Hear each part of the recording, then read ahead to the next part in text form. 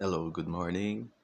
I want to make a video to talk about the first uh, days, weeks, months, and years before, uh, after leaving Jehovah's Witness, because it takes a while to get to a point. Once you're out of Jehovah's Witness, it gets a while to get to a point where, like, you're like me, you're at the point where you're doing better, you're at a better place. So, it's easy for people like me to meet ex-Jehovah's Witness that are very recently out and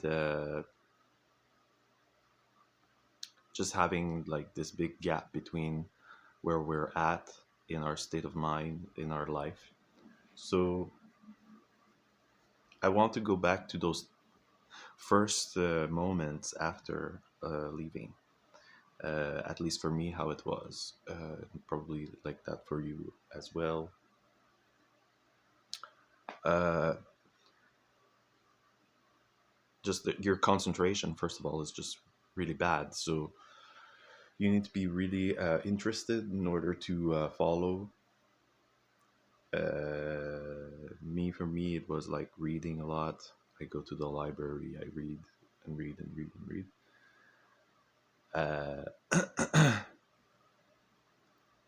But you're at a really really uncomfortable time. You're just realize that Armageddon's not happening. It's not gonna come, and we everything that you've done, all the people that you knew, the just coming to the realization that people are starting to shun me.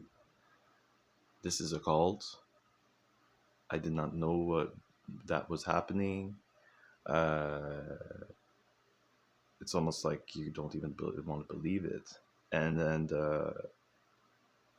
coming to the realization that you're being a being a part of the world. So that black and white thinking that is like, well, if you're not Jehovah's Witness, then you're seduced, you're succumbing to temptation.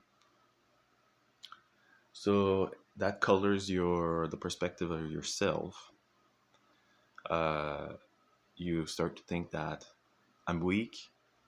I failed. I Whenever there's a situation, you would go with I don't know. You don't even know how to act anymore because you're so used to relying on the guru or the leadership to tell you what to do.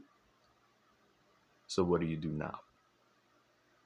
Uh, you're starting fresh, like it's starting from zero.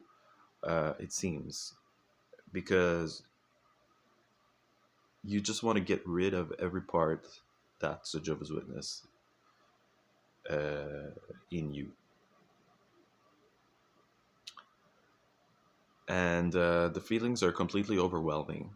So you don't know how to manage your feelings. You don't have the tools to manage your feelings.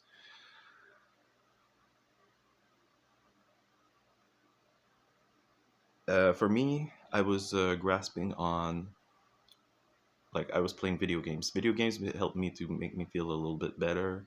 Music, I used to say music is the thing that didn't betray me when everything else betrayed me. Uh, so there are little things that it's not even building blocks. You don't even have anything to stand on. But for me, it was like taking a walk. I try to go a little bit farther every day. I have my mother that I talk to. A lot of it is like complaining. But then at one point, eventually, like 1 year later, of being in this soup of stillness, uh, you start to get goal or an idea of something that you want to be doing. And so that makes you like, for me, it was, oh, I'm going to go back to school and I'm going to become a musician. Also, video games, because I feel like video games are the things that are helping me. So, making these, like, I was living on my savings during that time. So now trying to get into like programs in the government to get you back into school, at the same time trying to get a job. So this is very slow thing. And at the same time, okay, well, I'm gonna try to go out and do something fun, because you're isolated, you don't have anybody. And especially for me, uh, my life was like the hospital, because I was in the mental hospital. Uh, so, but I enjoyed it. There's a few things that I enjoyed during that time. One of those things was the strip club. So you're kind of like breaking all the rules, and you don't know what you're doing. You don't know if you're like, you feel guilt at the same time, because some part of you is thinking, this is wrong. I shouldn't be doing this stuff. This is I don't know what I'm doing. This is inappropriate. But you don't know what's appropriate or not, because your conscience is over overactive, hyperactive. So everything is making you guilty. So it's a lot of uncomfortable feelings, and for that, it's easy to well, it's a lot of confusion, and a lot of stillness, hating every part of your life. But at the same time, it's like opening up to new experiences, little things that make you. But at the same time, you can't really. You're there, but there's a part of you that's saying, I can't. I'm not really there. It's like there's a glass in front of you. Whenever you want to interact with people, you realize, hey, I'm not like them.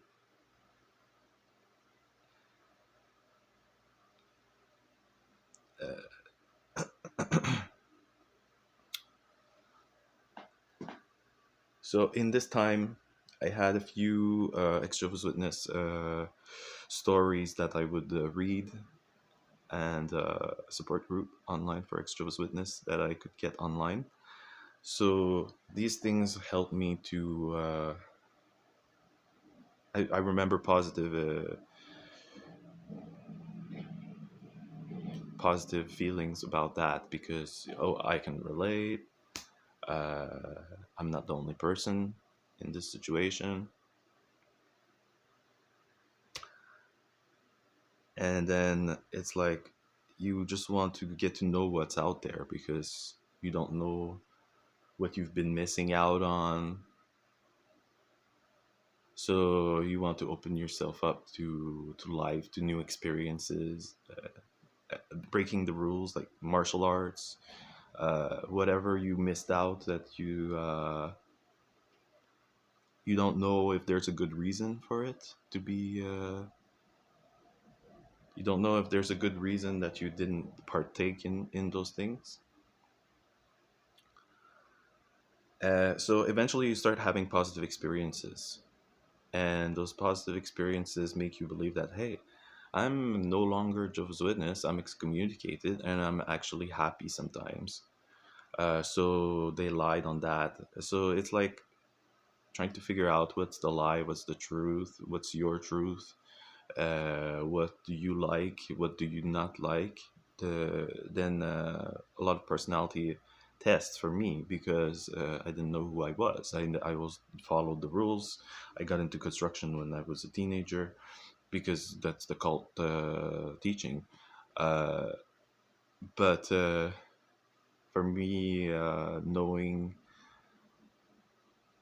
my personality, knowing my interest, what I'm good at, these are things that I did not know. Maybe people even around me they could know, but for me, it's very hard to have self-esteem because I can't. I always think other people have a lot of strength, and I idolize a lot other people. But for me, it's like, well, what do I have? And it's good to know when you have those personality tests to have kind of compass to tell you that, oh, okay, well, this doesn't work out, maybe because it's not suited. Uh, so that's basically for me. That's like that period of limbo, of not knowing, of confusion, anger, a lot of rage, a lot of messy feelings, messy experiences, feeling lost, wanting to start over, forget, and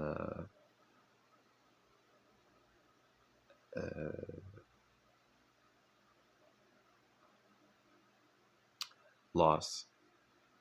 Uh, and eventually, after that, I start to realize, oh, I still have that from my past when I was a JW. That it's really not really part of the doctrine, but it was something that I found that was cool, something that resonated with me, and it has nothing to do with Jehovah's Witnesses, but it is part of my teens or my previous life. So I have all these experiences that I don't need to start over, but that's another chapter. So I'll let you. I'll leave this video like that. I hope I did a good job. Thank you.